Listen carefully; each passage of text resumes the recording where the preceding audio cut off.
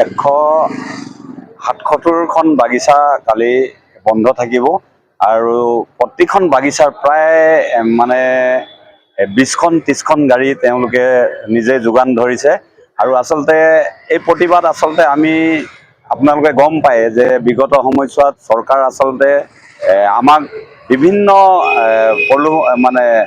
প্ৰতিশ্ৰুতি দিছিলে আপোনাৰ কংগ্ৰেছ চৰকাৰেও আমাক বিভিন্ন প্ৰতিশ্ৰুতি দিছিলে আৰু আমি কংগ্ৰেছ চৰকাৰক আচলতে ওপৰাই বিজেপি চৰকাৰক গাদীত আনিছিলোঁ আৰু তেখেতসকলেও আমাক এই প্ৰতিশ্ৰুতি দিছিলে যে 6 জনগোষ্ঠীৰ লগতে চাহ জনগোষ্ঠীক জনজাতি মৰ্যাদা দিয়াৰ কথা কৈছিলে আৰু মাটিৰ পটাৰ কথা কৈছিলে আৰু মজুৰি বৃদ্ধিৰ কথা তেওঁলোকে আমাক প্ৰতিশ্ৰুতি দিছিলে। আজি আমি দেখিছিলোঁ 5 বছৰ দেখিলোঁ তেওঁলোকে হয়তো 5 বছৰত তেওঁলোকে সময় পোৱা নাই আৰু 5 বছৰ এতিয়া চাইছোঁ আৰু নিশ্চিতভাৱে আমি তেখেতসকলক বাৰম্বাৰ কৈ থকাৰ পিছতো আচলতে এই 6 জনগোষ্ঠীৰ লগতে চাহ জনগোষ্ঠীক জনজাতি মৰ্যাদা আৰু যিবোৰ মৌলিক সমস্যা এই সমস্যাবোৰ সমাধান কৰাৰ ক্ষেত্ৰত কিন্তু চৰকাৰখন ব্যৰ্থ হৈছে আৰু আপোনালোকৰ মাধ্যমৰ যোগেদি এটা কথা স্পষ্ট কৰি দিওঁ আমি 6 জনগোষ্ঠীয়ে যেতিয়াই প্ৰতিবাদত নামো আচলতে ট্ৰাইবেল সংঘৰ এগৰাকী আপোনালোকে দেখিছে যে আদিত্য খাকলাৰী ডাঙৰীয়া আচলতে তেখেতে চৰকাৰী এজেণ্ট হিচাপে তেওঁ আমাক উভতি ধৰে আৰু আমি আপোনালোকৰ মাধ্যমৰ যোগেদি এটা কথা ক'ব বিচাৰিছোঁ যে আদিত্য খাকলাৰী কোন হয়। আদিত্য খাকলাৰী তেওঁ অসমৰ মুখ্যমন্ত্ৰী আমি কিন্তু আজিলৈকে গম পোৱা নাই যে তেখেত অসমৰ মুখ্যমন্ত্ৰী হয় বুলি। আমি জানো যে অসমৰ মুখ্যমন্ত্ৰী হিমন্ত বিশ্ব শৰ্মা কিন্তু হিমন্ত বিশ্ব শৰ্মাৰ পৰাহে আমি জানিব বিচাৰিছোঁ আদিত্য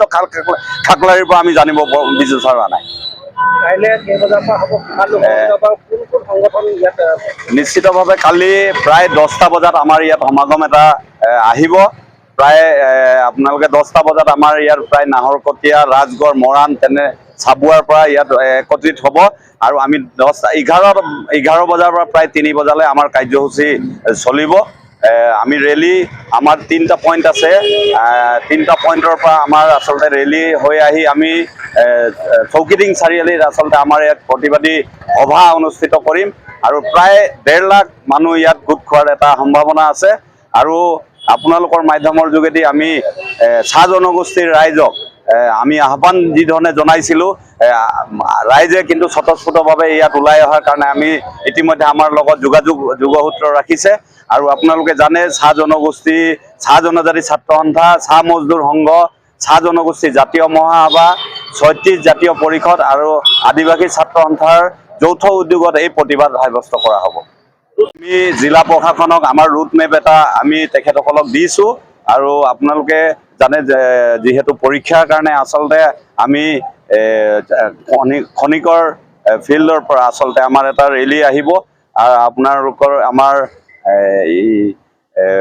জালান যি বাছ ষ্টেণ্ড আছে বাছ ষ্টেণ্ডৰ পৰা আমাৰ ৰেলী ওলাই আহিব আৰু চৌকিডিঙত আমি ৰোগী আৰু ছাত্ৰ ছাত্ৰীসকলৰ কাৰণে কোনো ধৰণৰ আমাৰ তেনেকৈ অসুবিধা নাই। আমি তেখেতসকলৰ কাৰণে আমি ৰাস্তা কিছুমান আচলতে আমি ৰুট মেপ এটা বনাই দিছোঁ যে প্ৰশাসনকো আমি সেই ৰুট মেপ আৰু প্ৰশাসনকো আমি পাৰ্মিশ্যন যেতিয়া আবেদন কৰিছিলোঁ এই ৰুট মেপটো দিয়া হৈছে।